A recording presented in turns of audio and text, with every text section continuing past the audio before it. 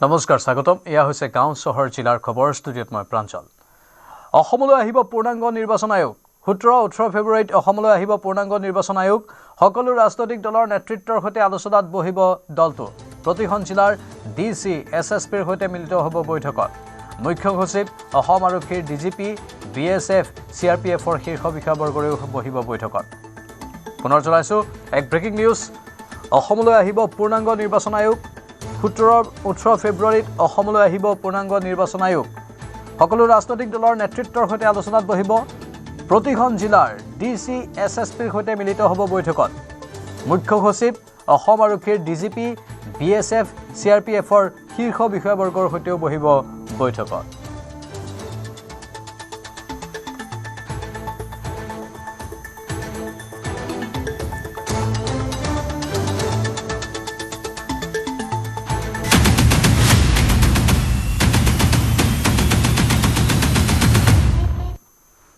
News 18ৰ হাতত Elizabeth Colbourn গগৈয়ে পাকিস্তানলৈ প্ৰেৰণ কৰা বিস্ফোৰক তথ্য 2014 চনত আলী টকিৰ শেখলৈ প্ৰেৰণ কৰিছিল আইবিৰ ৰিপৰ্ট নিউজ 18ৰ হাতত আহি পৰিছে পাকিস্তানলৈ প্ৰেৰণ কৰা অৰিজিনেল ডকুমেণ্ট সংবাদমেলত মুখ্যমন্ত্ৰীয়ে দিছিল এই বিস্ফোৰক তথ্য এলিজাবেথে 45 পৃষ্ঠাৰ আইবিৰ এই এটা তথ্য দিয়া বুলি সংবাদমেলত কৈছিল মুখ্যমন্ত্ৰীয়ে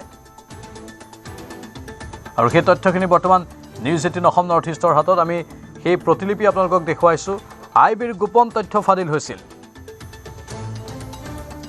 আগষ্ট 2014ত এই গোটেইখিনি তথ্য ফাদিল হৈছিল আৰু কেনেধৰণে ইন্টেলিজেন্স ব্যুৰোৰ তথ্যবোৰ পাকিস্তানক যোগান ধৰা হৈছিল সেই তথ্য এতিয়া এটা এটাকৈ ফাদিল হৈছে এক ডাঙৰ খবৰ নিউজ 18ৰ হাতত এলিজাবেথ কলবাৰ্ণ গগৈয়ে পাকিস্তানলৈ প্ৰেৰণ কৰা বিস্ফোৰক তথ্য 2014 চনত আলী টকিৰ শেখলৈ প্ৰেৰণ কৰিছিল আইবিৰ ৰিপৰ্ট নিউজ 18ৰ হাতত আহি পৰিছে পাকিস্তানলৈ প্ৰেৰণ কৰা অৰিজিনেল ডকুমেণ্ট সংবাদমেলত মুখ্যমন্ত্ৰীয়ে বিস্ফোৰক তথ্যবোৰ দাঙি ধৰিছিল এলিজাবেথে 45 পৃষ্ঠাৰ আইবিৰ এটা তথ্য দিয়া বুলি সংবাদমেলত কৈছিল মুখ্যমন্ত্ৰীয়ে আৰু সেই 45 পৃষ্ঠাৰ আইবিৰ তথ্যবোৰ নিউজ 18ৰ হাতত আহি পৰিছে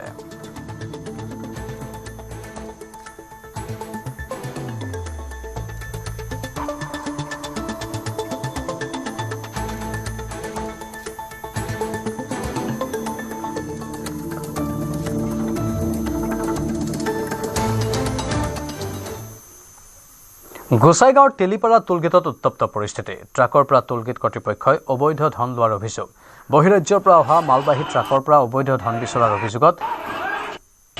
অভিযোগক লৈ তীব্ৰ উত্তেজনাৰ সৃষ্টি হয় ধন নিদিয়াৰ বাবে ট্ৰাক চালকক টোলগেটৰ গুণ্ডা বাহিনীয়ে গুৰুলকৈ মাৰপিট কৰাৰ অভিযোগ উঠিছে টোলগেট কৰ্মী আৰু গুণ্ডা বাহিনীৰ আক্ৰমণত গুৰুতৰভাৱে আহত হয় বিহাৰ আৰু গোসাইগাঁৱৰ ট্ৰাক চালক অতিৰিক্তভাৱে সামগ্ৰী কঢ়িওৱাৰ অভিযোগ তুলি ট্ৰাকৰ পৰা ধন বিচাৰে গুণ্ডা বাহিনীৰ দলে বিচৰা ধন নিদিলে ভয় ভাবুকিৰ লগতে শাৰীৰিকভাৱে আক্ৰমণ কৰাৰ অভিযোগ টোলগেটৰ গুণ্ডা বাহিনীৰ বিৰুদ্ধে ঘটনাস্থলীত উপস্থিত থকা গোসাইগাঁও আৰক্ষীয়েও ট্ৰাক চালকক কোনো ধৰণৰ সহায় নকৰাৰ অভিযোগ উঠিছে এই ঘটনা কেন্দ্ৰ কৰি টোলগেটৰ সন্মুখত ট্ৰাক ৰখাই প্ৰতিবাদ সাব্যস্ত কৰে ট্ৰাক চালকসকলে ঘটনাস্থলীত গোসাইগাঁও মহকুমা আৰক্ষী আৰু গোসাইগাঁও থানাৰ আৰক্ষী উপস্থিত হৈ ঘটনাৰ বুজ লয়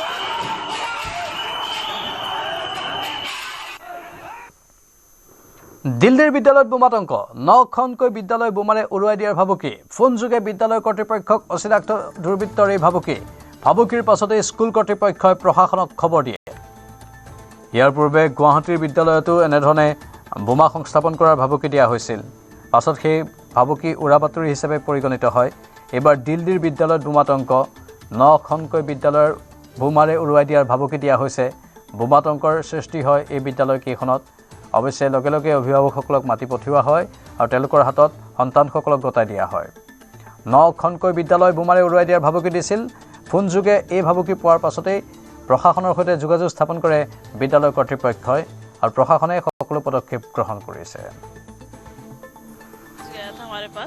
मैसेज के अकॉर्डिंग हम आए मैसेज देखे तो आ गए मैम से बात करके सर अब क्या स्कूल में कुछ बताया नहीं हम तो गए बच्चे लेके आ गए बस स्कूल ने कुछ नहीं बताया मुझे अचानक से ही मैसेज आया ऐसा कुछ नहीं था सुबह तो हम छोड़ के गए अच्छा खासा सब सही था अचानक से अभी मैसेज आया तब हम आए यहाँ लेने भाग के। कुछ इमरजेंसी हो गई है तो आप अपने बच्चों को ले जाइए, ये मैसेज आया। ये फ्रिक्वेंटली हो रहा है अभी, तो गवर्नमेंट को भी देखना चाहिए इसमें, बिकॉज ये अननेसेसरी हरास कर रहे हैं पेरेंट्स को भी, और थोड़ा सा टेंशन भी आता है पेरेंट्स को कि हर मतलब ये पिछले महीने भी हुआ है सेम इंसिडेंट, तो ये नहीं होना चाहिए। गवर्नमेंट को इस पर काम करना चाहिए। बहुत ज़्यादा परेशान है सर, अपना ऑफिस छोड़ के हमें आना पड़ रहा है, और ये एक हफ्ते पहले भी ये सेम प्रॉब्लम हमने क्रिएट करी है और सेम प्रॉब्लम आज भी हो गई है। बच्चे इतने मेरे होपलेस हो रखे हैं, बच्चे इतने डर रखे, दोनों बच्चे रोने के हो रखे हैं कि कब से हमें ग्राउंड में बिठा रखा है मम्मा, हम परेशान हो गए हैं।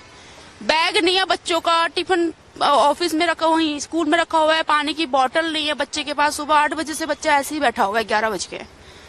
परेशान हो रहे हैं बच्चे में, हमेशा का हर दो दिन बाद ये धमकियां आ जाती है, हर 2 दिन बाद ये धमकियां आ रही हैं। क्या हो रहा है मेरे को तो कुछ समझ में नहीं आ रहा।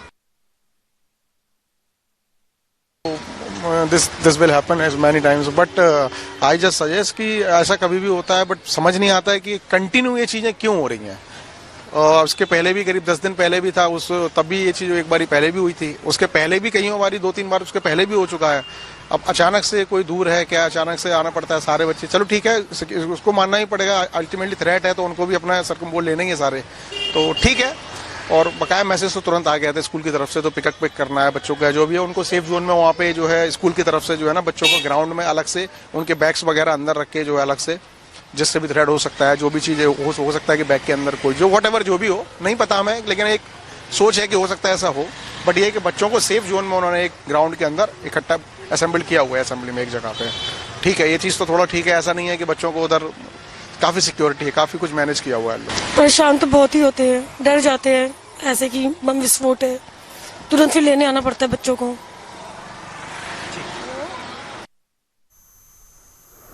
শ্ৰীভূমিৰ পাথাৰকান্দিত বৃহৎ উচ্ছেদ অভিযানৰ আজি দ্বিতীয় দিন। প্ৰায় 1000 বিঘা মাটিৰ বেদখল উচ্ছেদ কৰিব প্ৰশাসনে।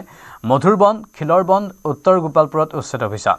বৰতল, দয়ালডুম, কৰিমগঞ্জ বিলতো উচ্ছেদ ইছাৰাপাৰ, মাধৱপুৰ, বালিয়া, যোগীচৰাটো।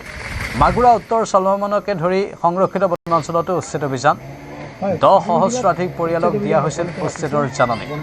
আৰু ক'ৰবাত হাতী লগাই উচ্ছেদ চলোৱা হৈছে, এক্সকেভেটৰো লগোৱা হৈছে। উচ্ছেদৰ জাননী লাভৰ পাছতেই একাংশই নিজে অৱশ্যে বেদখল ত্যাগ কৰিছে। टोटल 1000 हेक्टेयर को मतलब एरिया रिकवर कर रहे हैं, और अराउंड 975 फैमिलीज है। ऑलरेडी लोग चले गए हैं, अब बस हम मतलब उसको एरिया रिकवर कर रहे हैं। 2 रिजर्व फॉरेस्ट है, दोहालिया रिजर्व फॉरेस्ट और बादशाही टीला रिजर्व फॉरेस्ट। 45 JCBs है टोटल, और अराउंड मतलब फॉरेस्ट डिपार्टमेंट का फोर्सेस अगर देखा जाए तो 300 है, और लेबर अराउंड 400 है। नहीं, हमने नोटिस दिया हुआ है, 1 by 1 हम करते रहेंगे। মণিপুৰৰ উখৰুলত উত্তপ্ত পৰিস্থিতি। পুনৰ গোষ্ঠী সংঘাতত জ্বলিছে মণিপুৰ। উখৰুলৰ লিটান এলেকাত অনিৰ্দিষ্টকালীন সান্ধ্য আইন জাৰি কৰা হৈছে। উখৰুলৰ লিটান অঞ্চলত 2 জনগোষ্ঠীৰ আক্ৰমণ প্ৰত্যাক্ৰমণ। কুকি আৰু টাংখুল নগা জনগোষ্ঠীৰ মাজত সংঘাত। শনিবাৰে নিশা লিটান চাৰিখেং গাঁৱত উত্তেজনাৰ সৃষ্টি হয়। টাংখুল নগালোকক কুকি লোকে প্ৰহাৰক লৈ হৈছিল উত্তপ্ত পৰিস্থিতি। নিশা 2টা জনগোষ্ঠীৰ কেইবাটাও ঘৰত অগ্নিসংযোগ কৰা হয়। উল্লেখযোগ্য যে 3 কুকি বিধায়কৰ চৰকাৰত অন্তৰ্ভুক্ত কৰাৰ পাছৰে পৰা অব্যাহত আছে উত্তেজনা। 3 কুকি বিধায়ক তথা উপ মুখ্যমন্ত্ৰী নেমচা কিপগেনৰ শপত গ্ৰহণৰ পাছতে উত্তপ্ত হৈ পৰিছে সমগ্ৰ মণিপুৰ। এই ঘটনাৰ ক্ষোভ উজাৰি মণিপুৰৰ ঠায়ে ঠায়ে অব্যাহত আছে প্ৰতিবাদ। বিশেষকৈ কুকি জনগোষ্ঠীৰ মাজত বৃদ্ধি পাইছে উত্তেজনা। ইফালে বিক্ষিপ্ত ঘটনাৰ মাজতে মণিপুৰৰ চুৰাচান্দপুৰত 2023 3 মে'ত সংঘটিত সংঘৰ্ষত আঘাতপ্ৰাপ্ত মণিপুৰৰ কুকি বিধায়ক ভেনজাগিন ভল্টেক দেওবাৰে উন্নত চিকিৎসাৰ বাবে দিল্লীলৈ প্ৰেৰণ কৰা হয়। তেওঁৰ ফুজাখাইত ইখাইত থকা ঘৰৰ পৰা ইম্ফললৈ গ্ৰীণ কৰিডৰৰ সহায়ত বিমান বন্দৰলৈ লৈ যোৱা হয়।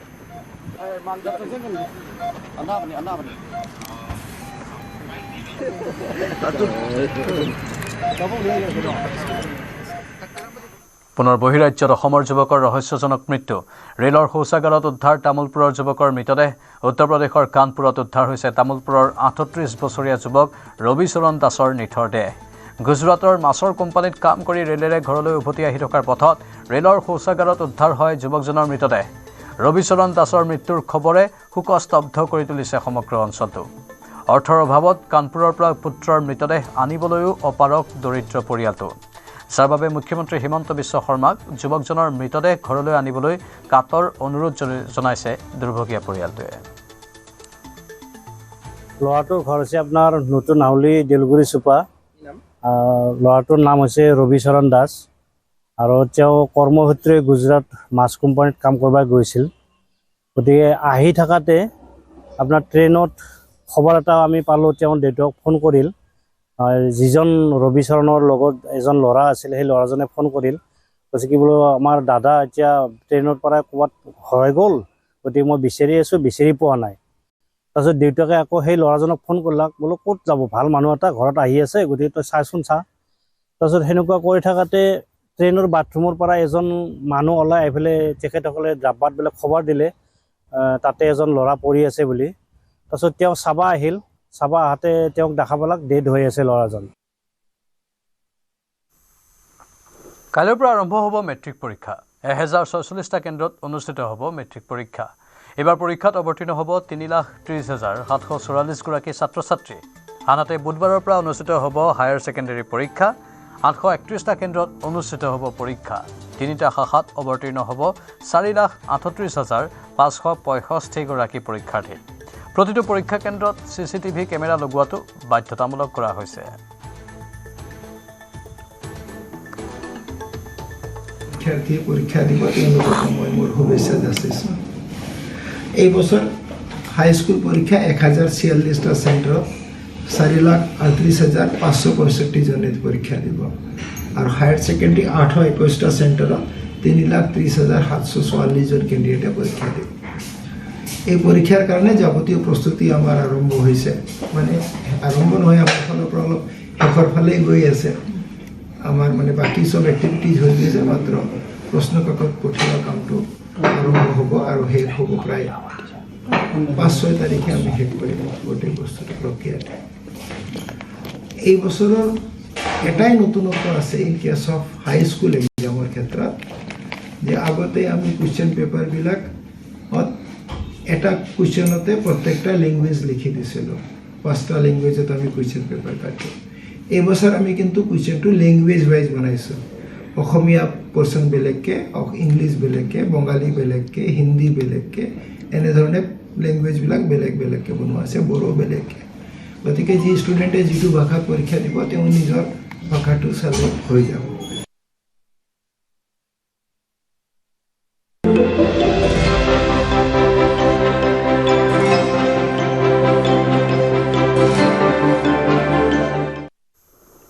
প্ৰধানমন্ত্ৰীৰ পৰীক্ষা পে চৰ্চাৰ 9ম সংস্কৰণৰ 2য় খণ্ড। প্ৰথমবাৰলৈ গুৱাহাটীত ব্ৰহ্মপুত্ৰৰ বুকুত প্ৰধানমন্ত্ৰীৰ পৰীক্ষা পে চৰ্চা। ব্ৰহ্মপুত্ৰত চলন্ত চৰাইদেউ জাহাজত পৰীক্ষা পে চৰ্চা। অসমৰ মেধাৱী শিক্ষাৰ্থীৰে প্ৰধানমন্ত্ৰী মোদীৰ মত বিনিময়। মোদীৰে মন খুলি কথা পাতিলে অসমৰ শিক্ষাৰ্থীয়ে। পৰীক্ষাত সাফল্য অৰ্জনৰ বাবে শিক্ষাৰ্থীক প্ৰধানমন্ত্ৰীয়ে দিলে টিপছ। শিক্ষাৰ্থীসকলক মানসিক চাপৰ পৰা মুক্তি দিয়াৰ লক্ষ্য প্ৰধানমন্ত্ৰীৰ। তাৰ মাজতে প্ৰধানমন্ত্ৰীৰ সন্মুখত কেইবাগৰাকীও শিক্ষাৰ্থীয়ে দাঙি ধৰিলে নিজৰ প্ৰতিভা। প্ৰধানমন্ত্ৰীৰ সন্মুখত পৰিৱেশন কৰিলে ভূপেন হাজৰিকাৰ গীত। পৰীক্ষা পে চৰ্চা অনুষ্ঠানত অংশ লয় অসমৰ কেন্দ্ৰীয় বিদ্যালয়, জৱাহৰ নবোদয় বিদ্যালয়ৰ পৰা 2জন, আদৰ্শ বিদ্যালয়, জাতীয় বিদ্যালয়ৰ পৰা 2জনকৈ, প্ৰাদেশিকৃত বিদ্যালয়ৰ 5 গৰাকী, ব্যক্তিগত খণ্ডৰ ইংৰাজী মাধ্যমৰ বিদ্যালয়ৰ 2 গৰাকী, চাহ বাগিচা আদৰ্শ বিদ্যালয়ৰ 2 গৰাকী, বৰাকৰ 2 গৰাকী, BTCৰ 2 গৰাকী আৰু কাৰ্বি ডিমাছা স্বায়ত্তশাসিত পৰিষদৰ অঞ্চলৰ পৰা 4 গৰাকী ছাত্ৰ ছাত্ৰীয়ে। পৰীক্ষা পে চৰ্চাত অসমৰ লগতে অংশগ্ৰহণ কৰে দিল্লী, তামিলনাডু, ছত্তীশগড়, গুজৰাটৰ শিক্ষাৰ্থীও। परीक्षा पे चर्चा का हमारा सफर अष्टलक्ष्मी यानी नॉर्थ ईस्ट भी पहुंचा और गुवाहाटी में परीक्षा पे चर्चा, और वो भी ब्रह्मपुत्रा के उस बहते हुए प्रवाह के बीच मजे से सैर करते करते चर्चा भी चलती रही।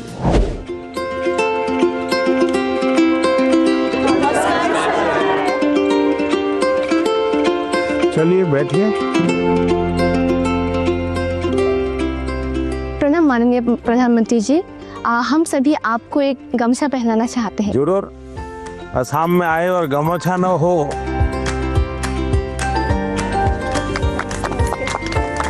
वाह। उनका जो प्रेजेंस है ना वो बहुत ही कामिंग है, लाइक रिलैक्स जैसा लग गया। बैठे रहने पर जो एंजाइटी होती है सब निकल गया। उनके साथ एक साथ बहुत बातें की फिर हमने। अच्छा, आप लोगों ने परीक्षा पे चर्चा कार्यक्रम पहले कभी देखा है टीवी पर? हाँ सर, देखा है। अच्छा, कभी आप लोगों ने वो किताब देखी? हाँ सर, एग्जाम वॉरियर। तो उसमें से फिर आपको पहले जो सोचते थे परीक्षा के पहले और अब सोचते हैं, उसमें क्या फर्क है? किताब पढ़ने के बाद या कार्यक्रम देख क्या फायदा हुआ आपको? परीक्षा से इतना डर नहीं लगता। आपके जो मंत्र दिए है ना, वैसे जैसे कि लाइक परीक्षा को एक सेलिब्रेशन उत्सव की तरह सेलिब्रेट करना चाहिए, तो अब थोड़ा थोड़ा परीक्षा की तरफ से मतलब डर कम रहा है। पर अब लेकिन डर तो घर के लोग डराते हैं ना। हाँ सर, हाँ? पूछते हैं कि लाइक वो 1 नंबर कहाँ गया, क्यों कटा 1 नंबर। जीवन में अगर संतोष हो जाता बस बहुत हो गया, अब क्या, तो फिर जीवन में प्रगति नहीं होती। ये जीत तो रहनी चाहिए मन में, लेकिन उसके लिए मैंने मंत्र में एक बात बताई है सर, हमें किसी और से प्रतियोगिता नहीं करना चाहिए। या शाबाश। मैंने ये कहा है कि हमने लगातार खुद से कंपटीशन करते ही रहना चाहिए। कोई हमें कहता भी 99 आए, 1 क्यों नहीं आया? ठीक है, उन्होंने कहा, बात अलग है। लेकिन खुद को भी पूछना चाहिए कि मेरे जीवन में ये बदलाव क्यों आया, ये कमी क्यों रही, क्या कारण था?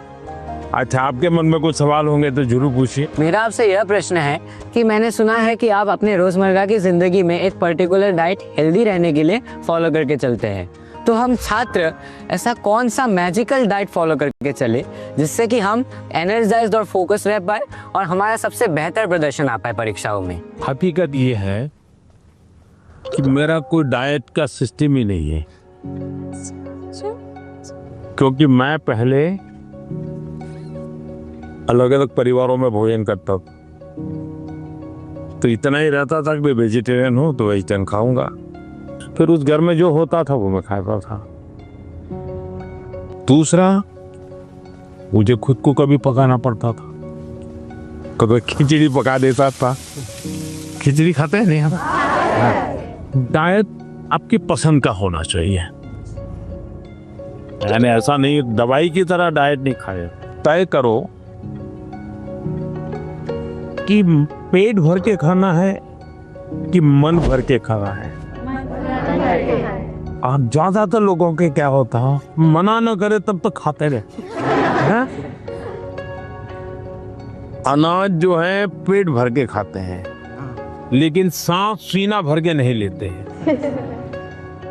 यहां उल्टा करना चाहिए।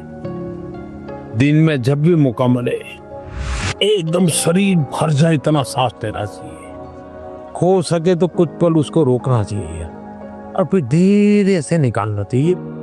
हम लोग क्या करते हैं, खाना यानी बाकी 50 कामों में शरीर को सबसे आखिरी प्रायोरिटी देते हैं, लास्ट प्रायोरिटी। अच्छा, आप में से कितने लोग हैं जिन्होंने नियम बनाया कि हम सूर्योदय देखेंगे या नहीं देखेंगे? ऐसे कितने? सनराइज।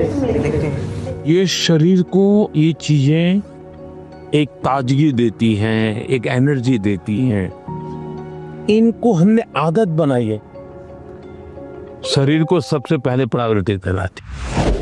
सर, अक्सर हमारे माता पिता हमारे दोस्तों के साथ हमारी तुलना करते हैं, परंतु उससे ज़्यादा दबाव हम पर तब पड़ता है जब हमारे अपने घर वालों या भाई बहनों से तुलना की जाती है।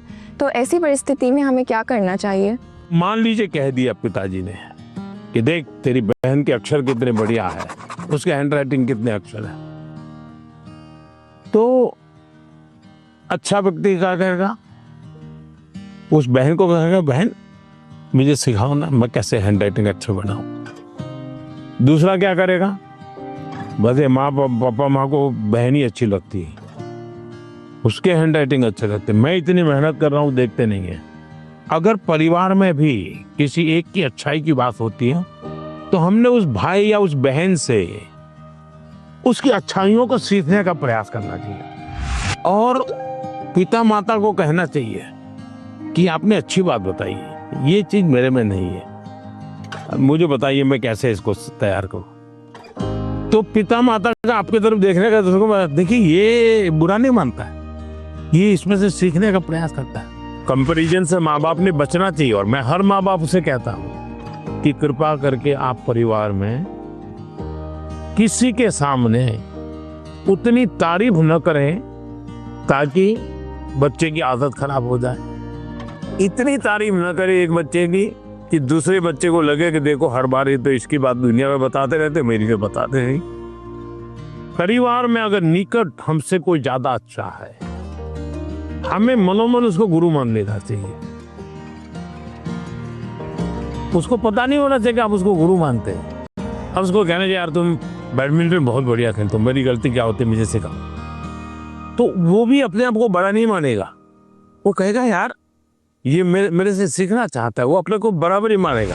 नर्वसनेस तो ऑब्वियसली थी ही, पर साथ में बहुत उत्साहित भी फील हो रहा था, बहुत खुशी हो रही थी कि मैं मोदी जी से मिलने वाली हूँ। मतलब मुझे लगा नहीं था ऐसा मेरे साथ कभी होगा, पर जब हुआ तो बहुत ही खुशी हुई।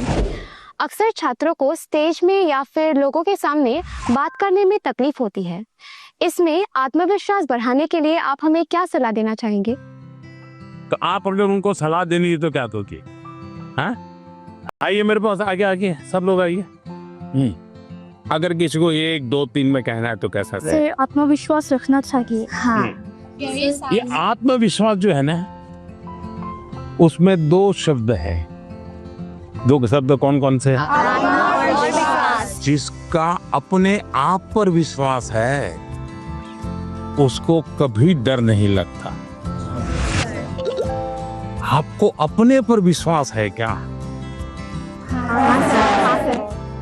अगर खुद पर विश्वास है तो आप हर चीज को पार कर सकते हैं। जिसको खुद पर विश्वास होता है करता क्या है?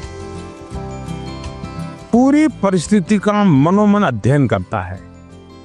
आपने स्वामी विवेकानंद जी का ने एक चिट्ठी लिखी थी जब शिकागो में उनका भाषण हुआ, जो बहुत प्रसिद्ध भाषण है और विवेकानंद जी की बहुत तारीफ भी होती है।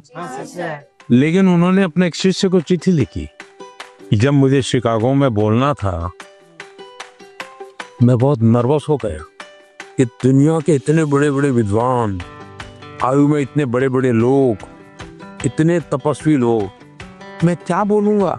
तो उन्होंने उसको लिखा मैं बहुत आप, और फिर बोले मैंने मन में माँ सरस्वती को याद किया और माँ सरस्वती को मैंने कहा कि माँ मुझ में जितनी शक्ति है उसको जगा दो, जो कुछ मैं सीखा हूं वो एक साथ मेरे जुबा पे आ जाए। बोले मैंने ऐसी प्रार्थना की और मैं गया मंच पे, और जब मैंने sisters and brothers of America ऐसा कहता ही 2 मिनट तक तालियां बजती रही।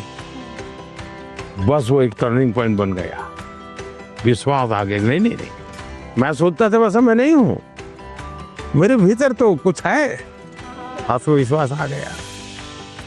तो हर एक के जीवन में आज कितने ही अच्छे वक्ता क्यों ना हो, कितने ही बड़ा अच्छे खिलाड़ी, आपने देखा होगा क्या सचिन तेंदुलकर कभी 0 से आउट नहीं हुए क्या? होता है तो वो सर पकड़ के बैठ गए क्या? इसका मतलब हुआ हम जो स्थिति है उसको ऑब्जर्व करें, सिचुएशन को एक बार अंदाज कर लेना चाहिए। ऐसा हुआ था, अब देखना आपको लगेगा हाँ अरे ठीक है मैं कर लूंगा। जो आत्मविश्वास शब्द है ना उसको सच्चे अर्थ में जीवन में समझना चाहिए। आत्मा की बात है, खुद की बात है, कोई ठीक नहीं करता है, हमें ही करना होता है। मैं आपके सामने गाना प्रस्तुत करना चाहूंगी। हाँ, गाना सुनाओगी? हाँ, डॉक्टर भूपेन हाजरिका का। अरे वाह, बताइए।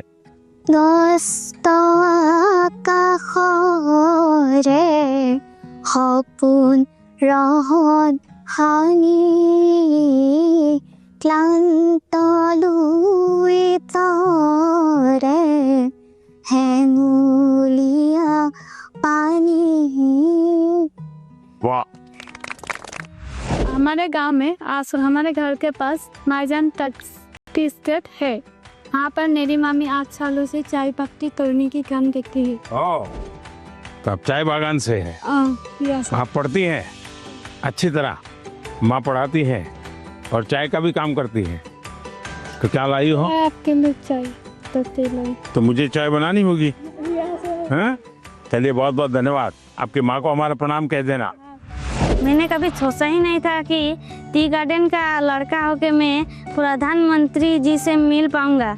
मुझे विश्वास ही नहीं हो रहा है कि मैं प्रधानमंत्री जी से मिल पाया। इतना जनरेशन गैप होने के बाद भी जब वो हमारे बातों को समझते हैं, मतलब बहुत अच्छा लगा। आपने देखा कि कैसे एग्जाम की बात तो हुई ही, साथ ही लोकल संगीत, असम की चाय, वो भी परीक्षा पे चर्चा का यादगार हिस्सा बन गई। परीक्षा एक ऐसा अवसर है और परीक्षा के लिए हेल्दी कंपटीशन की भावना हमारी तैयारी को और बेहतरीन बनाती है। इन सभी चर्चाओं में स्थान अलग अलग थे, स्टूडेंट्स अलग अलग थे, अनुभव अलग थे, लेकिन हर चर्चा का उद्देश्य एक ही था, हर स्टूडेंट को सुनना, समझना और साथ मिलकर कुछ न कुछ सीखना। आप सभी को मेरी बहुत बहुत शुभकामनाएं, बहुत बहुत धन्यवाद। যোৰহাট নগৰত দুৰ্বৃত্তৰ দলৰ সন্ত্ৰাস। লোৰ ৰথ লৈ দুৰ্বৃত্তৰ দলে চলাই গৈছে লুটপাট। বিগত দুদিনত যোৰহাটৰ 8টা ফ্লেটত তলা ভাঙি লুটপাট চলাইছে দলটোৱে। চিচিটিভি কেমেৰাত দৃশ্যত ধৰা পৰিছে দুৰ্বৃত্তৰ চাল চলন। 5 ফেব্ৰুৱাৰীত তৰাজনৰ মধুকুঞ্জ এপাৰ্টমেণ্ট আৰু 7 ফেব্ৰুৱাৰীত বঙালপুখুৰীৰ ABG হাইটত একেই পোছাক পৰিধান কৰি লুটপাট চলাইছে সশস্ত্ৰ দুৰ্বৃত্তৰ দলে। কেইবাটাও ফ্লেটত সোমাই অস্ত্ৰধাৰী দুৰ্বৃত্তই লুটি নিয়ে নগদ ধন, অলংকাৰসহ আন আন মূল্যৱান সা সামগ্ৰী।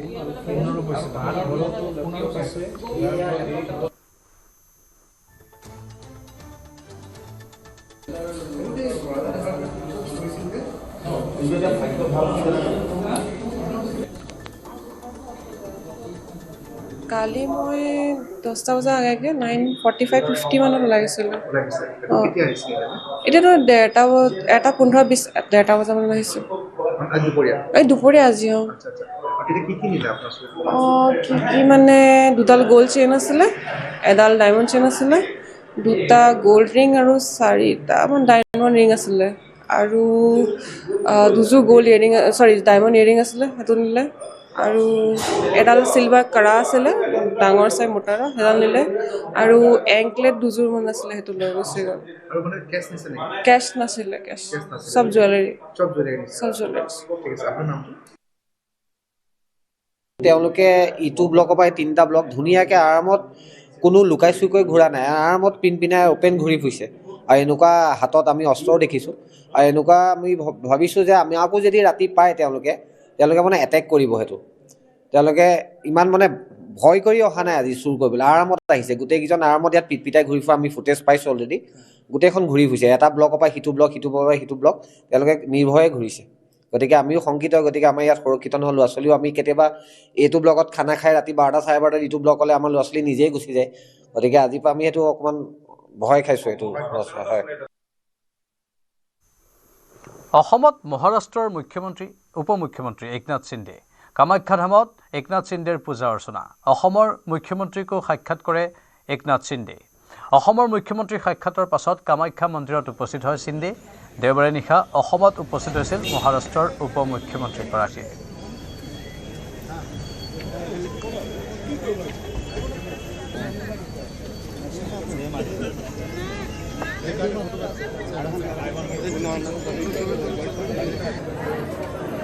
ৰাজ্যত অবাধে চলি আছে গোধনৰ চোৰাং সৰবৰাহ। বাইহাটা চাৰিআলি আৰক্ষীয়ে পুনৰ জব্দ কৰে গোধন ভৰ্তি এখন কণ্টেইনাৰ বাহন। বাইহাটা চাৰিআলি থানাৰ ভাৰপ্ৰাপ্ত বিষয়াৰ নেতৃত্বত এটি টহলদাৰী দলে গোপন সূত্ৰৰ পম খেদি জব্দ কৰে 43টা গৰু ভৰ্তি বাহন। ইয়াৰে 39টা জীৱিত আৰু 4টা মৃত অৱস্থাত উদ্ধাৰ কৰে। আৰক্ষীয়ে আটক কৰে বকুৰ জাহিদুল আলী নামৰ চালকজনক। খাৰুপেটীয়াৰ পৰা বৰ্ণিহাটলৈ সৰবৰাহৰ চেষ্টা কৰিছিল গোধনসমূহ। জব্দ কৰা গোধনসমূহ পিছত আৰক্ষীয়ে ৰঙিয়া আৰক্ষী থানাৰ অন্তৰ্গত কনিহাস্থিত গোশালালৈ প্ৰেৰণ কৰে।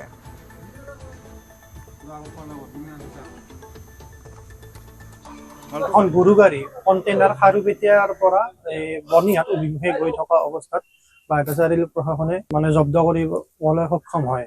এই গৰু গাড়ীখনত প্ৰায় 40 জনী গৰু আছিলে আৰু 4 জনী তাত মানে বহুত কষ্টত মানে হেঁচা ঠেলাত আনাৰ কাৰণে মানে 4 জনী গৰু তাত গাড়ীতে ঢুকাইছে। এইটো মানে আকৌ পুনৰবাৰ এইটো আমি দেখা পালো যে বাইহাটা চাৰিআলি প্ৰশাসনে গৰু গাড়ী মানে কণ্টিনিউৱাছ কৰি হৈ এনেকৈ ধৰি আছে আৰু এইটো প্ৰমাণ কৰে যে গৰুৰ এই অবৈধ বেপাৰখন আজিলৈকে মানে চলিয়ে আছে। স্বামীৰ চুৰিকাঘাটত গুৰুতৰভাৱে আহত এগৰাকী মহিলা।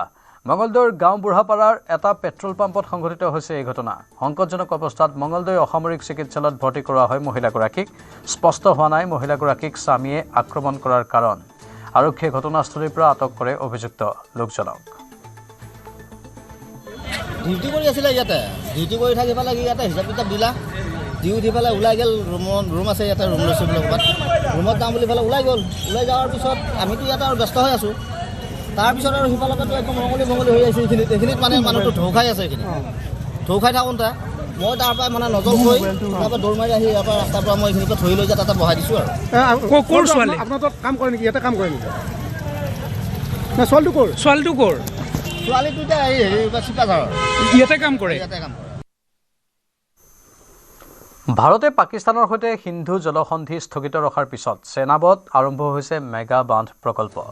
জম্মু কাশ্মীৰৰ চেনাব নদীত ৫,১২৯ কোটি টকা ব্যয় সাপেক্ষে চাৱালকোট জলবিদ্যুৎ প্ৰকল্পৰ কাম আৰম্ভ কৰিছে।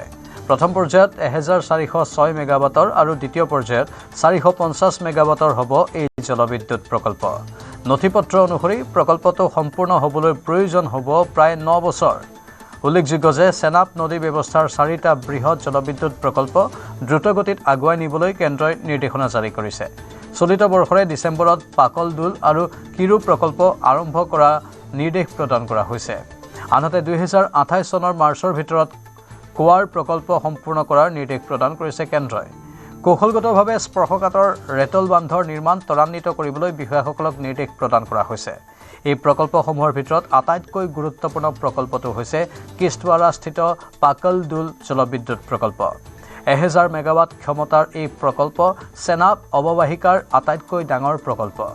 ১৬৭ মিটাৰ উচ্চতাৰে এইটো ভাৰতৰ আটাইতকৈ ওখ বান্ধ। গুৰুত্বপূৰ্ণ কথাটো হ'ল যে এইটো পাকিস্তানলৈ বৈ যোৱা পশ্চিমীয়া নদীত হোৱা ভাৰতৰ প্ৰথমটো ষ্ট'ৰেজ প্ৰজেক্ট। চেনাবৰ উপনৈৰ ওপৰত নিৰ্মিত এই প্ৰকল্প ২০১৮ চনৰ মে'ত প্ৰধানমন্ত্ৰী নৰেন্দ্ৰ মোদীয়ে উদ্বোধন কৰিছিল। সিন্ধু জলসন্ধি স্থগিত ৰখাৰ লগে লগে কেন্দ্ৰই ২০২৬ চনৰ ডিচেম্বৰৰ ভিতৰত পাকলদুলক কাৰ্যকৰী কৰাৰ নিৰ্দেশ দিছে।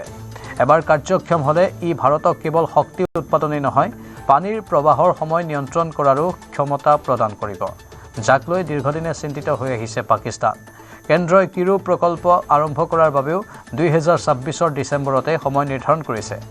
ইয়াৰ পৰা স্পষ্ট হৈছে যে দুয়োটা প্ৰকল্প একেলগে আৰম্ভ হোৱাৰ পূৰ্ণ সম্ভাৱনা আছে।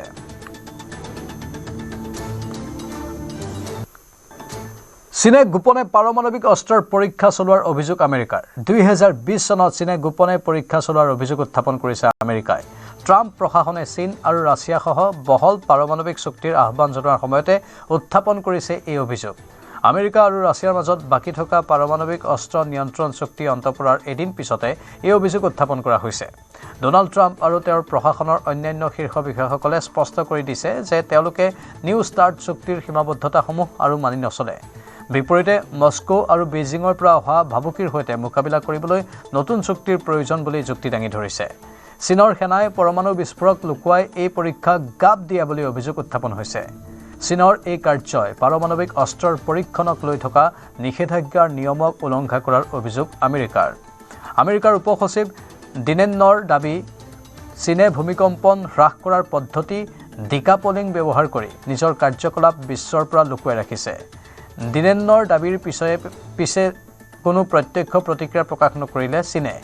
বিপৰীতে পাৰমাণৱিক বিষয়ত সদায় দায়িত্বশীলভাৱে কাম কৰি আহিছে বুলিহে উল্লেখ কৰে চীনে। আমেৰিকাৰ অভিযোগক নস্যাৎ কৰে চীনৰ ৰাষ্ট্ৰদূত চেন জিয়ানে। চেনে স্পষ্ট কৰি দিছে যে চীনে আমেৰিকা আৰু ৰাছিয়াৰ সৈতে এই পৰ্যায়ত নতুন আলোচনাত অংশগ্ৰহণ নকৰে। জেনেভাত অনুষ্ঠিত বিশ্ব সন্মিলনত কূটনীতিবিদসকলে আমেৰিকাই অনা এই অভিযোগক লৈ গভীৰ উদ্বেগ প্ৰকাশ কৰিছে।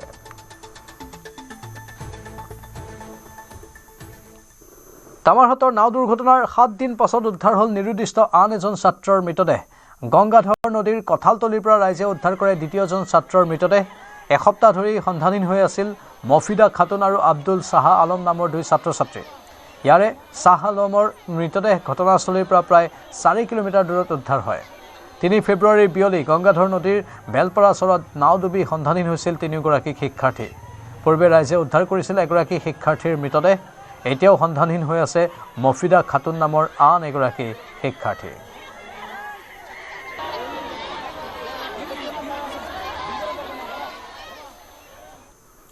দেওবাৰে গৌৰৱ গগৈৰ বাক সংযোগ সন্দৰ্ভত মুখ্যমন্ত্ৰীৰ সংবাদমেলৰ পাছতে ৰাজ্যজুৰি প্ৰতিবাদ সাব্যস্ত কৰিছে একাংশ লোকে ৰঙিয়া নগৰতো ভাৰতীয় জনতা পাৰ্টিৰ উদ্যোগত উত্তাল প্ৰতিবাদ সাব্যস্ত স্থানীয় বিধায়ক ভৱেশ কলিতাৰ নেতৃত্বত গৌৰৱ গগৈৰ বিৰুদ্ধে তীব্ৰ প্ৰতিবাদ Gaurav Gogoi go back Pakistani agent হাই হাই আদি বিভিন্ন শ্লোগানেৰে উত্তাল হৈ পৰিল ৰঙিয়া নগৰ NIA এক্টৰ অধীনত গৌৰৱ গগৈক গ্ৰেপ্তাৰৰ দাবী বিধায়ক ভৱেশ কলিতাৰ পাকিস্তানৰ চোৰাংচোৱাৰ এজেণ্ট হিচাপে গৌৰৱ গগৈয়ে কাম কৰা বুলি অভিযোগ ভৱেশ কলিতাৰ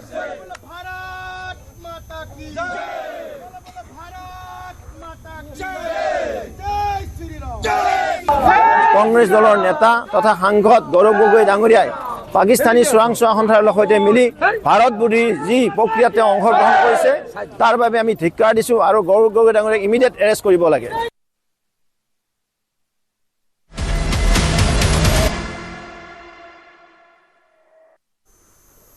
নিউজ 18ৰ হাতত এলিজাবেথ কলবাৰ্ণ গগৈয়ে পাকিস্তানলৈ প্ৰেৰণ কৰা বিস্ফোৰক তথ্য 2014 চনত আলী টকিৰ শেখলৈ প্ৰেৰণ কৰিছিল ইণ্টেলিজেন্স ব্যুৰোৰ ৰিপৰ্ট নিউজ 18ৰ হাতত আহি পৰিছে পাকিস্তানলৈ প্ৰেৰণ কৰা অৰিজিনেল ডকুমেণ্ট সংবাদমেলত মুখ্যমন্ত্ৰীয়ে ইতিমধ্যে বিস্ফোৰক তথ্য দিছিল এলিজাবেথে 45 পৃষ্ঠাৰ আইবিৰ এটা তথ্য দিয়া বুলি সংবাদমেলত কৈছিল মুখ্যমন্ত্ৰীয়ে আৰু এই সমগ্ৰ ডকুমেণ্ট নিউজ 18ৰ হাতত আহি পৰিছে যি ডকুমেণ্ট পাকিস্তানলৈ প্ৰেৰণ কৰা হৈছিল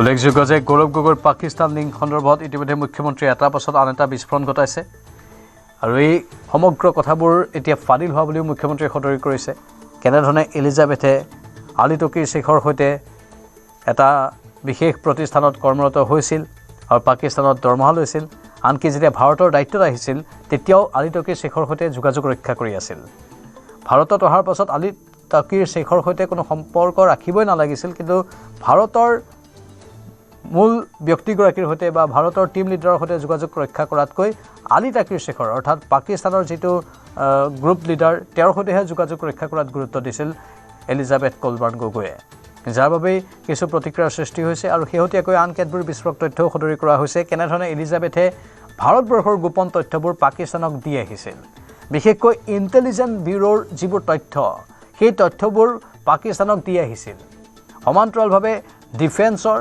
সুৰক্ষা প্ৰণালীৰ বহুত তথ্য এলিজাবেথ কলবাৰ্ণ গগৈয়ে পাকিস্তানক দি অহাৰ গুৰুতৰ অভিযোগ উত্থাপন হৈছে আৰু সেই তথ্য প্ৰমাণবোৰ হাতত আহি পৰিছে আনকি গৌৰৱ গগৈয়েও পৰৱৰ্তী সময়ত এই বিষয়বোৰে সাংসদ হিচাপে নিৰ্বাচিত হোৱাৰ পাছত সংসদত উত্থাপন কৰিছিল ভাৰতৰ প্ৰতিৰক্ষাৰ বিভিন্ন কথা জানিবলৈ তেওঁ প্ৰশ্ন উত্থাপন কৰিছিল সদনৰ মজিয়াত আৰু সেই প্ৰশ্নবোৰ সুধি তেওঁ যেন ভাৰতৰ প্ৰতিৰক্ষাৰ প্ৰতিটো তথ্য উদ্ঘাটন কৰি পৰৱৰ্তী সময়ত পাকিস্তানলৈ প্ৰেৰণ কৰাৰ কিবা অভিসন্ধি ৰচনা কৰিছিল তেনে ইংগিতো পোৱা গৈছে মুঠতে এটাৰ পাছত আন এটা অভিযোগ আৰু স্বাভাৱিকতে এতিয়া সমগ্ৰ এই খেলিমেলিত নতুন নতুন তথ্য পোহৰলৈ আহিব ধৰিছে আৰু এতিয়া এই আইবি ৰিপৰ্টটো আমাৰ হাতত আহি পৰিছে যি ৰিপৰ্ট ইতিমধ্যে এলিজাবেথ কলবাৰ্ণ গগৈয়ে পাকিস্তানলৈ প্ৰেৰণ কৰিছিল 2014 চনত আলী টকিৰ শেখলৈ প্ৰেৰণ কৰিছিল আইবিৰ এই ৰিপৰ্টটো অৰিজিনেল ডকুমেণ্ট নিউজ 18ৰ হাতত এয়া সংবাদমেলত মুখ্যমন্ত্ৰীয়ে ইতিমধ্যে বিস্ফোৰক তথ্যবোৰ দিছিল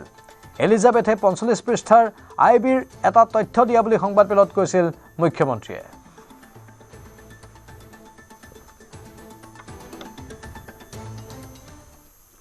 দিল্লীৰ বিদ্যালয়ত বোমাতংক 9খনকৈ বিদ্যালয়ক বোমাৰে উৰুৱাই দিয়াৰ ভাবুকি ফোনযোগে বিদ্যালয় কৰ্তৃপক্ষক অচিনাক্ত দুৰ্বৃত্তৰ ভাবুকি আৰু ভাবুকিৰ পাছতে স্কুল কৰ্তৃপক্ষই প্ৰশাসনক খবৰ দিয়ে। ইয়াৰ পূৰ্বেও এনেধৰণে ভাবুকি আহিছিল, আকৌ আহিছে। বাৰে বাৰে ভাবুকি অহাটোৱে কি বুজাইছে সেই প্ৰশ্ন অভিভাৱকসকলে উত্থাপন কৰিছে। এয়া কণ কণ ছাত্ৰ ছাত্ৰী, তেওঁলোকৰ জীৱনক লৈ এয়া সংশয় নমাই অনা খবৰ। তেওঁলোকক নিবলৈ পাছত অভিভাৱকসকল স্কুলত আহি উপস্থিত হয়, দৌৰাদৌৰি লাগে, আতংকময় পৰিৱেশৰ সৃষ্টি হয়।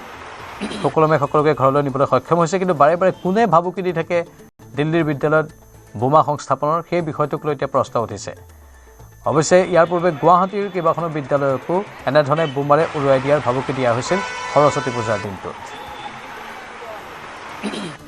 सर मैसेज गया था हमारे पास, मैसेज के अकॉर्डिंग हम आए, मैसेज देखे तो आज गए मैम से बात करके। सर अब क्या, स्कूल में कुछ बताया नहीं, हम तो गए बच्चे लेके आ गए, बस स्कूल ने कुछ नहीं बताया मुझे। अचानक से ही मैसेज आया, ऐसा कुछ नहीं था। सुबह तो हम छोड़ के गए, अच्छा खासा सब सही था।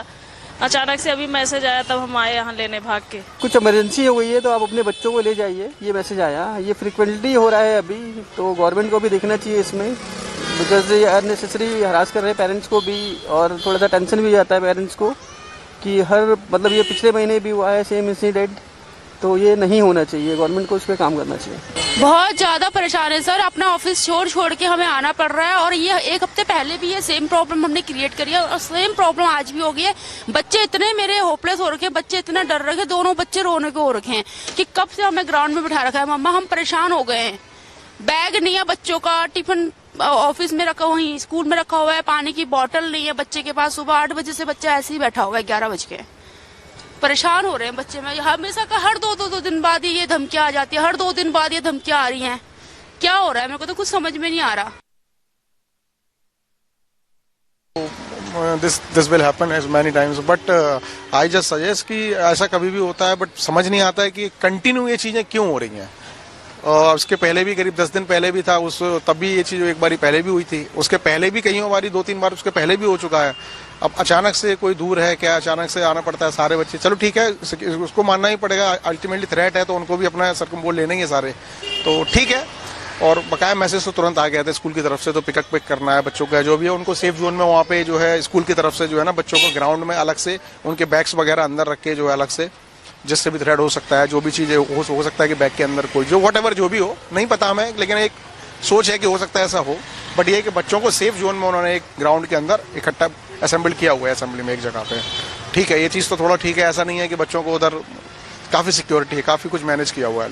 परेशान तो बहुत ही होते हैं, डर जाते हैं ऐसे कि बम विस्फोट है, तुरंत फिर लेने आना पड़ता है बच्चों को।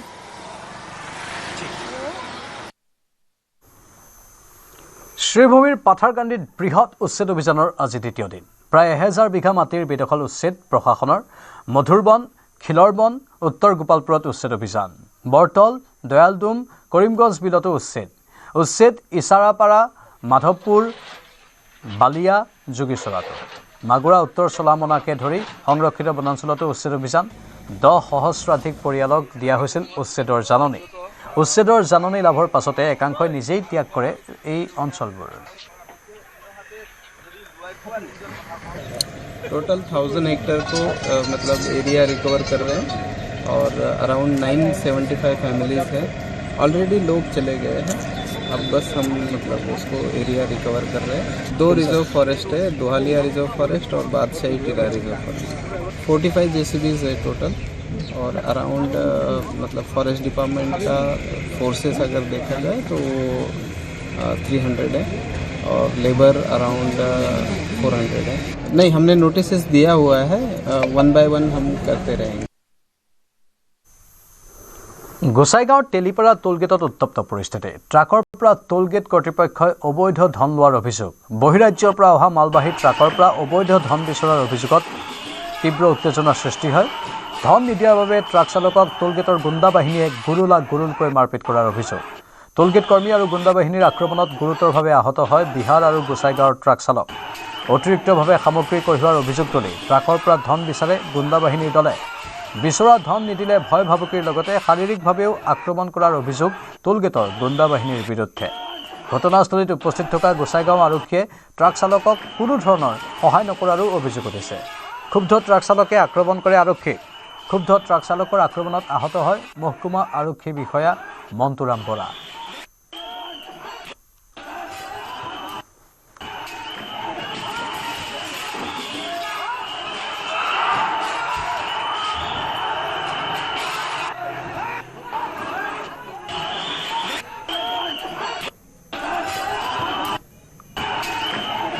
ইছ্যুটো তেওঁলোকৰ ট্ৰাক ড্ৰাইভাৰক মৰাটো নহয়।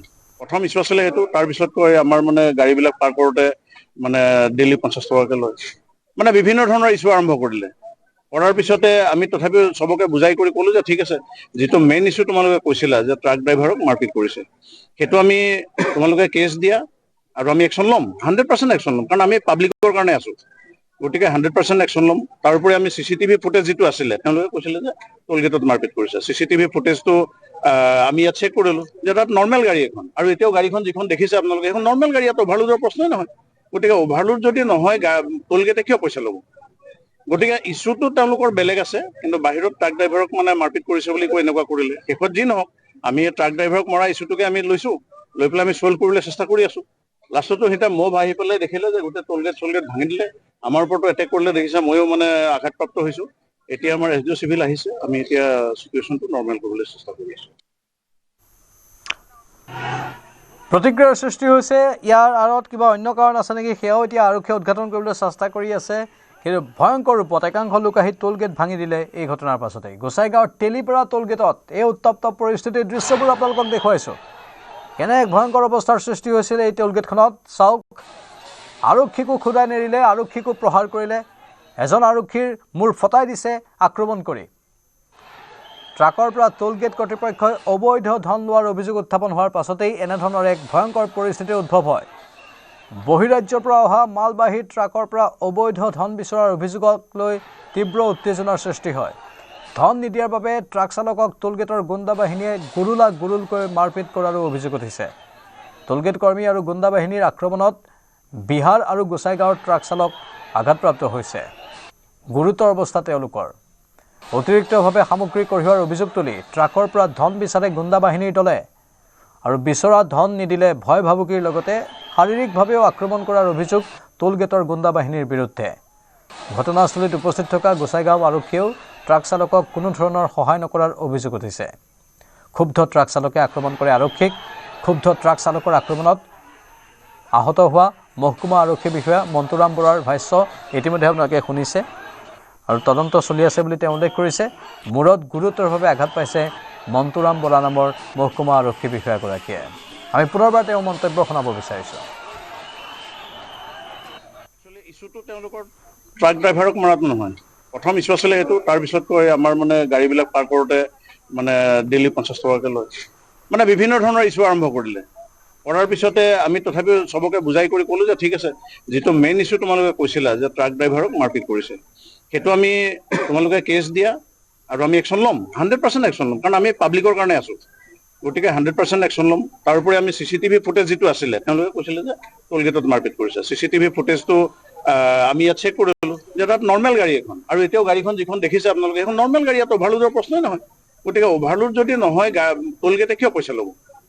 গতিকে ইছ্যুটো তেওঁলোকৰ বেলেগ আছে, কিন্তু বাহিৰত ট্ৰাক ড্ৰাইভাৰক মানে মাৰপিট কৰিছে বুলি কৈ এনেকুৱা কৰিলে। শেষত যি নহওক, আমি ট্ৰাক ড্ৰাইভাৰক মৰা ইছ্যুটোকে আমি লৈছোঁ, লৈ পেলাই আমি ছল্ভ কৰিবলৈ চেষ্টা কৰি আছোঁ। লাষ্টতো সিহঁতে মব আহি পেলাই দেখিলে যে গোটেই টোলগেট ভাঙি দিলে, আমাৰ ওপৰতো এটেক কৰিলে। দেখিছে ময়ো মানে আঘাতপ্ৰাপ্ত হৈছোঁ। এতিয়া আমাৰ SDO চিভিল আহিছে, আমি এতিয়া চিটুৱেশ্যনটো নৰ্মেল কৰিবলৈ চেষ্টা কৰি আছোঁ। আমাৰ সংবাদদাতা শহীদুল হক ফোন লাইনত আছে। শহীদুল, অতিৰিক্তভাৱে ধন লোৱাৰ বাহিৰে আৰু কি কি ইছ্যু আছে, অলপ বৰ্ণনা আপোনাৰ পৰা শুনিব বিচাৰিছোঁ। হয় প্ৰাঞ্জল, আচলতে কিছুদিনৰ পৰা অভিযোগ উত্থাপন আহিছিলে যে গোসাইগাঁও যি তেলিপাৰা টোলগেট, এই টোলগেটৰ যি অবলোড যি ট্ৰাকসমূহ আছে, এই ট্ৰাকসমূহৰ পৰা অত্যাধিক হাৰত টকা লোৱাৰ অভিযোগ উত্থাপন আহিছিল। কিছু ট্ৰাক অবলোড হোৱাৰ পিছতো অবলোড দেখুৱাই টকা দাবী কৰাৰ অভিযোগ উত্থাপন আহিছিল। এইদৰে মানুহ সোমাই ইয়াতে শহীদুল, আপোনাৰ মাতটো অস্পষ্ট ৰূপত আমি শুনা পাইছোঁ, ভালদৰে মাতটো অহা নাই, পুনৰ যোগাযোগ কৰি আছোঁ। কিন্তু এই দৃশ্যবোৰ দেখুৱাইছোঁ, ইয়াত অতিৰিক্ত ধন সংগ্ৰহৰ অভিযোগ আৰু আন কেতবোৰ অভিযোগ উত্থাপন হৈছে। গোসাইগাঁৱৰ এইখন টোলগেট, আৰু পৰিস্থিতি চাওক, টোলগেটখন ভাঙি চুৰমাৰ কৰিবলৈ একাংশই চেষ্টা কৰিলে। এয়া আৰক্ষীৰে খণ্ডযুদ্ধত লিপ্ত হ'ল। একাংশ ট্ৰাক চালকক মাৰপিট কৰা হ'ল, ওলোটাই ট্ৰাক চালকসকলেও আন একাংশক মাৰপিট কৰিলে। মুঠতে অতি ভয়ংকৰ অৱস্থা। আৰু টোল গেটত এইবোৰ সাধাৰণতে হৈ থকা ঘটনা বুলি বিভিন্নজনে অভিযোগ কৰিছে, আৰু যি ঘটনাত সাধাৰণ ৰাইজৰ বহুত অনিষ্ট হয়। সাধাৰণ দুৰ্ভগীয়া ৰাইজে এই হাৰাশাস্তিৰ সন্মুখীন প্ৰায়ে হ'বলগীয়া হয়। বিভিন্ন ধৰণৰ আহুকালৰ সন্মুখীন হ'বলগীয়া হয় টোল গেটবোৰত। টোল গেটবোৰৰ এই সমগ্ৰ ব্যৱস্থাটো শৃংখলিত ৰূপত হৈ থকা নাই বুলিও বিভিন্নজনে অভিযোগ উত্থাপন কৰিছে আৰু ই কেৱল অবাধ ধন সংগ্ৰহ আৰু একাংশ গুণ্ডা বাহিনীক প্ৰশ্ৰয় দিয়াৰ বাহিৰে একো নহয় বুলিও বিভিন্নজনে অভিযোগ উত্থাপন কৰিছে যিটো অত্যন্ত স্পৰ্শকাতৰ বিষয় পুনৰবাৰ শহীদুলৰ সৈতে যোগাযোগ স্থাপন কৰিছোঁ হয় শহীদুল তথ্যখিনি জনাওক আপুনি সংযোগ বিচ্ছিন্ন হৈছে নেটৱৰ্কৰ অভাৱ আমি পৰৱৰ্তী সময়ত পুনৰ যোগাযোগ স্থাপন কৰিম